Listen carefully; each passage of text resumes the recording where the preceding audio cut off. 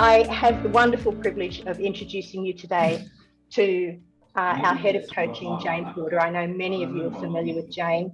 Not only is Jane a masterful coach, but she is a master certified coach and an ICF assessor, a mentor and supervisor. To me, Jane is the epitome of a coaching leader with mindful presence and clarity of purpose. Let's welcome Jane to set the context for today. Thank you, Tony, for that beautiful introduction, and thrilled to be here, and just wonderful to see so many faces on the screen here, some of them familiar, so great to see those of you that I already know again, and also wonderful to see so many new faces and names appearing on the screen as the IECL family grows and expands around the globe. My session is really a session to frame what we're doing for the whole of this 4-hour slot with you today. I'm going to give you an overview of the organisational coaching industry and the impact that it has in about 20 minutes. So that's not a lot of time at all to cover a massive, massive topic. What I intend to do is set the scene a little and have us think in the frame of what is organisational coaching, what's the IECL frame around organisational coaching, and then share some of the evidence around the value and the benefits of organisational coaching and applied coaching approaches. And there'll be lots more of that emerging as the afternoon unfolds. And I say afternoon because it's just turning afternoon here. I'm in Western Australia. I know for some of you it's not necessarily afternoon as we do this session. What I would like this session to do is be treated a bit as an overview and a conversation starter of what's going to unfold in the 4 hours that we have together. So if we think about where the industry's at and what's developing in the coaching industry, and specifically the organisational coaching industry, we continue to see the rise of the internal coach. We continue to see the development of coaching competency inside organisations. ICF itself has released new competencies in recent years and also released a frame of team coaching competencies. So we see continued growth and interest in the world of team coaching, approaches to team development. We're also seeing a growth in the understanding of the importance of coaching supervision, both for professional external coaches and also for internal coaching capability in organisations. We're also seeing emerging markets, and not just geographical markets emerging, but also, for example, new sectors and age-related markets expanding. You know, there was a time not that long ago where you'd look into a room of coaches or coaches, people learning to be coaches, and there was a particular demographic and a particular age frame in the room. That's all changing, which is great to see. And we're also seeing in the industry some of the frames that have been put around coaching so far and some of the definitions being challenged and nudged at the edges, which is really interesting as we expand and develop as an industry. And in particular, in the last 18 months, in the period where we've had COVID in our world, we're seeing an interest in the rise of shorter, sharper, impactful engagements in coaching. Now at IECL, it's our mission to enable every leader to have access to world-class coaching. And that's a big, hairy, audacious goal. And we don't necessarily see it in the context of every leader having a coach. What we mean there is that if an organisation is building coaching culture, that is enabling every leader in that organisation to access world-class coaching. Or if every leader has some coaching capability built into their leadership capability framework, that enables everyone in their team to have access to world-class coaching. So we see this as a really broad brush frame that we are operating in that goes well beyond having a coach. And the final thing that we're noticing in organisations, in organisational coaching across the world, is that the recognition of a certification or a valued accreditation or credential continues to be on the rise. So it's an interesting time to pause and think about what is organisational coaching and what's the impact. So to the slides, I'm going to turn my attention now to just half a dozen slides or so. And my first slide is about reflecting on where we are now. And it refers to McKinsey, research from McKinsey that was done in 2020 that was about the COVID crisis and the impact of the COVID crisis on workforces. And the headline in the article is that for organisations to emerge stronger from the COVID crisis, companies need to start reskilling their workforces now. And it's going to become really important to adapt employee skills and roles to post-pandemic ways of working. And that's going to be crucial to building operating model resilience inside organisations so that organisations can withstand more effectively this constant cycle of change that we find ourselves on. And in the article, 4 key skills were recommended as the focus for development to achieve this. And here they are appearing on the slide. The 4 key skills are digital, cognitive capability, social and emotional skills, and adaptability and resilience. And the exciting thing here from a coaching perspective is that 3 out of these 4 skills are developed or can be developed through coaching. Digital capability, we'll pop that to one side for the rest of this afternoon, but cognitive capability, expanding thinking, generating different thinking, creative thinking is absolutely what coaching does. Social and emotional skills, I'll talk a little bit later on about our principles at IECL, and you'll see me talk about how coaching impacts relationship dynamics, relationship patterns. And the third one, adaptability and resilience. And I'm going to show you some data and evidence from some of our research and research from a couple of other fields as well that show how coaching can impact adaptability and resilience. So lovely quote there from McKinsey: now is the time for companies to double down on their learning budgets, commit to reskilling, and develop the muscle for future disruption. So let's have a look at, from an IECL perspective, how coaching can address these 3 things. Now, for those of you that have done any work with us, you'll be very familiar with our coaching landscape. I'm going to talk very briefly to that because we look at coaching through 4 lenses of a landscape. And this is a broad and complex model that I'm going to skim over very quickly, but just to help us frame how we're thinking about organisational coaching, let's have a look at how this unfolds. So in one quadrant, we've got our inner individual worlds, which is everything that is happened or contained inside us. So it's things like mindset, beliefs, values, and self-talk.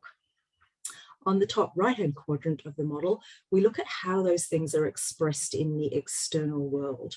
So how our mindset, beliefs, and values show up in our behaviours, our actions, and our whole person approach. So things like body language and our presence and how they show up on the outside. In the third quadrant, we've got how our inner individual world interacts with the broader collective. So things like relationship dynamics, how cultures are formed, networks, organisational internal politics are formed, sit in the bottom left-hand corner, and in the bottom right-hand corner, we have everything that is external to us. And it feels sometimes like we have no control over. So environmental factors like COVID appearing in our world, organisational structures, policies, procedures, systems, that when we arrive into an organisational system, these things feel like they're already a done deal, they're done to us, we have to comply with them. So when we think about organisational coaching and the impact that it can have, we're operating across the lens of all of these areas. So we're pulling right out of perhaps what the person wants from a coach or what the organisation wants from coaching and looking at a broader systemic view. The next slide that I have talks about the IECL approach to this, and we have looked at this through what we call 3 nested concentric circles. So the first thing that we're interested in, whether we are coaching somebody individually, whether we're teaching leaders to coach, or whether we're looking at a piece of applied organisational coaching work to help an organisation meet strategic objectives around culture change, The first thing we need to look at is what's the functional capability that's available in the system. Once we look at that and perhaps do some capacity building around functional capability, then we can start to look at what sits around functional capability. And we become curious about the world of relational intelligence. So starting to think about the relationship dynamics, not just between two people, but between teams, and how teams interact with other teams and how they interact with broader systems, which takes me to the third circle, because then we become curious about how the systems operate together. So what's the systemic intelligence that we need to listen into and we need to tap into, both as coaches and as leaders who are using coaching skills, and as key leaders in organisations who are developing coaching cultures to serve organisational outcomes. So functional capability sitting at the centre, with relational intelligence sitting around that, and systemic intelligence sitting around that. And for those of you that have done our coach education, you might recognise this in our level 1, level 2 and level 3, but more to come on that a little bit later on in this session. Now, embedded within this, as I continue to share a little bit about the IECL approach, are 6 principles that we hold dear to, whether we're coaching or whether we're consulting on applied coaching in organisations. I'm going to whiz through these very quickly. The first principle is relationship, and this is referencing the container that enables the work to be done, and it's both individual relationship and stakeholder relationships, and how those stakeholder relationships relate to the broader system. The second one is focus. So when we do the piece of work, what's the focus? Is it a problem that needs to be solved? Is it an aspiration to be achieved? Is it a single output, or is it a systemic impact that we're looking for? So we look at this principle through both the micro and the meta lenses. The third one is constructionist principle, a belief that comes from narrative coaching and narrative theory, that we construct our world, and that if we can construct our world, we can deconstruct it. So when we're coaching, we're listening, or working with an organisation in a coach consulting capacity, we're listening into the narratives of the system and the narratives of the organisation, and looking at how those narratives are working to serve those organisational desires and outputs. And if not, how might we help the organisation or the individual deconstruct and reconstruct? And one of the ways that this can happen is through perspective taking capability. So coaching evokes perspective, it changes the frame, it might change the problem definition, and it enables us to see more around what could be available and what might be possible. Which leads me to the next principle of whole person. Whether we're working with all of an organisation or just one person in an organisation, we're working with more than the words and the language that is present. We're working with meaning, the patterns, the impacts of those patterns on the system, the impact of those patterns on the culture, which leads me to our final principle, principle number 6, is that we operate from a whole system principle. And we believe that all leaders exist and operate inside complex social systems that we like to call organisations. So when we start to dialogue with an organisation, we're really interested in what is going on in that whole system. How is that system impacting the work to be done, or how is the work to be done then impacting the broader system, and what that needs to achieve for its stakeholders. So one example of this would be thinking about what organisational narratives have evolved in the last 18 months because of COVID that we didn't have in our world 18 months ago. And also pausing to think about what those narratives might be creating in your organisation in terms of culture, results, people outputs, or people impact, and performance. So I have a couple more slides and then I will stop talking and I'll pause for breath. And the slides that I have left are very much focused on impact of coaching, and in particular, what we've noticed that coaching has been able to achieve in the last 18 months. So the first slide is from the IECL Coaching Impact Report, which was done last year. And this is a report that we update periodically.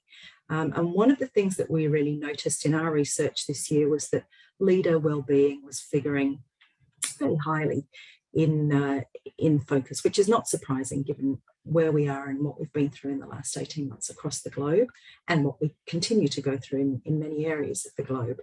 And that we're coming across in our coaching many leaders who are just no longer grounded in their own sense of self, or their leadership identity, or their leadership values, and that many of those frames have been disrupted through this period.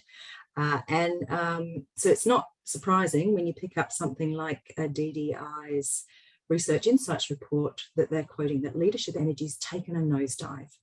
But what was interesting in that research is that whilst leadership energy has taken a nosedive, the research also showed that leaders who had coaching or coaching skills fared much better than those without. And what we have here on the slide is what we then discovered if we drill down into that idea, that the impact that coaching has had on wellbeing measures. And this is taken from IECL's Why Coaching, Why Now report, which you can download from our website if you don't have it already. And the 5 factors where wellbeing measures showed an increase were optimism, feeling more relaxed, dealing with problems more effectively, thinking clearly, and strong and healthy relationships. And the thing that thrilled us most here, and we've given you some data here from a particular case study, a focused coaching case study that we did last year as well, showed that the impact of coaching took wellbeing scores up by 21.5% across cohort at a time in our lives where wellbeing measures are absolutely critical, and attending to wellbeing is absolutely critical for performance. If we move on to the next slide and dig a little bit deeper into some of the information that came out of DDI's leadership forecast from this year, from 2021, what we learn is that organisations with leaders who are stronger in 5 particular skills were much more prepared to meet the business challenges that the pandemic presented and continues to present. And the exciting news from the coaching industry perspective, as you see there, is number 2 is coaching and delegation. The scary part of this statistic, though, is that currently the majority of leaders feel underprepared in all 5 of these skills. And that's information of what's happening right here, right now. But to turn back to some good news, and if we look at my final slide, and this information is from the Asia Pacific Coaching Survey that was published last year, is that according to the survey, 400 companies across Australia were surveyed, and the overall plan is to increase focus on coaching in an overwhelming way. So this is very exciting news for us and for our industry, that 60% of businesses wanted to build in-house coaching capability. 31% want to use technology in coaching, which is an emerging, fast-moving field, and 39% plan to increase their coaching budget. So it's exciting times, and I'm going to leave you with one final thought, is that in a recent HBR article, it's Harvard Business Review, it was suggested that coaching is a skill that needs to be honed over time, whether you're looking at it as a professional skill or something that is part of your leadership portfolio. Yet, what was also acknowledged in that article is that even a small amount of that skill can make a massive difference.